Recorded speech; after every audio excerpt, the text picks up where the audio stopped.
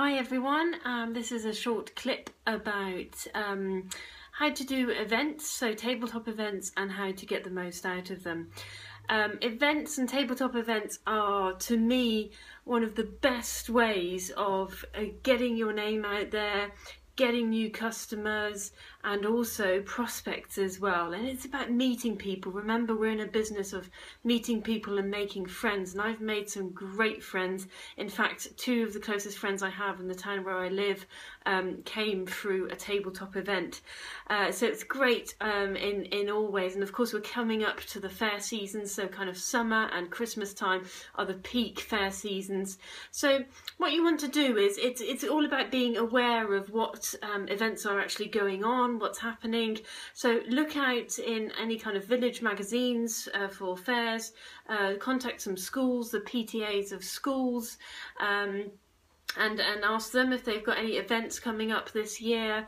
Ask your friends if they know of any charity events. There's so much going on all the time. Ladies pamper evenings, and then try and find out where the organizer is, how to contact them, give them a call, and just say that you're a local business owner and you'd be really keen to plug into their event.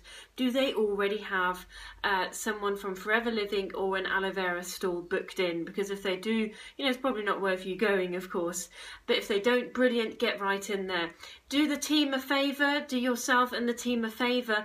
If you do call into an event or you see an event advertised and you personally can't do it, or you decide it's too expensive, or whatever it may be, please let someone else in our team know via our team page, so we can be sure that someone in the team benefits from these events. Because what usually happens, if you build rapport with the event organizer, they will actually contact you for next year, so you don't have to do the work over and over again.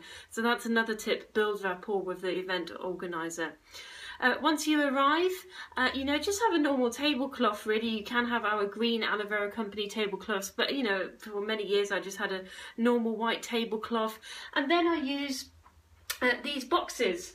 And I use them to have kind of different, you'll see on the photos, if you go to photos on our team page, you can see some examples, but I just use the boxes to have kind of different heights and to put products on different heights on there.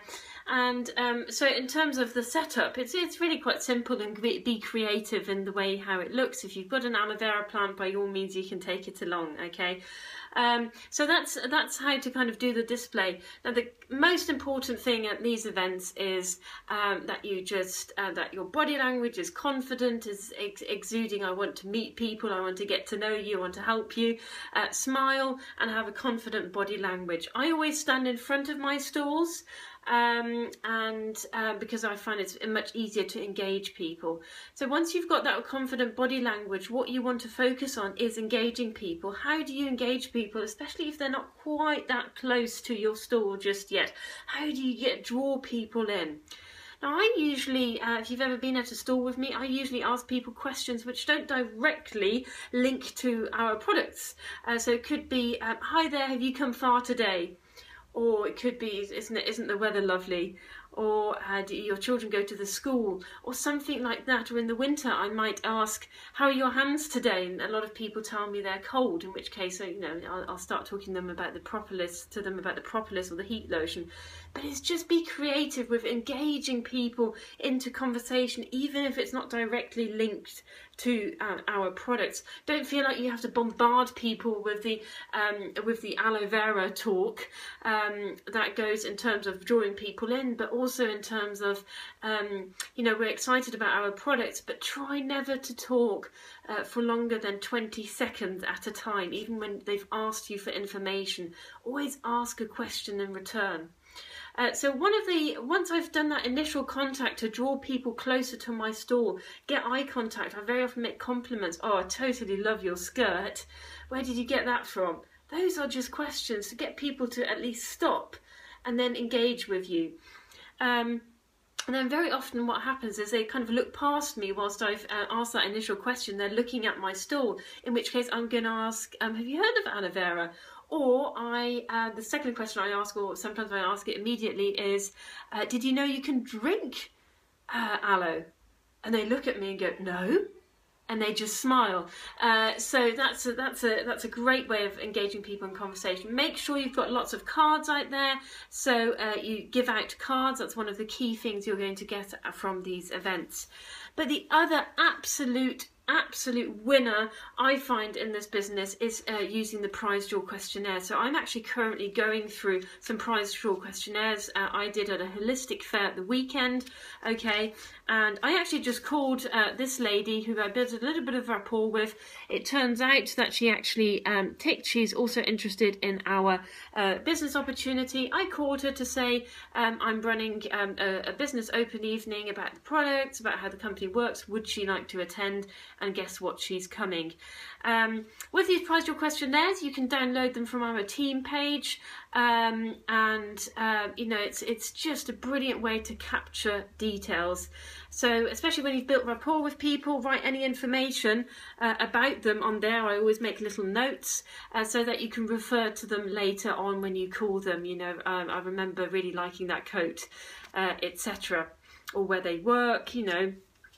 So write information on these questionnaires. So I actually measure the success of my tabletop events on how many of these questionnaires I've got filled in. I don't always have them lying out on the table. I make sure that I'm building rapport with people. I've engaged them first before I say, oh, would you like to take part in my free prize draw? You can win a voucher for one of these tubes of your choice.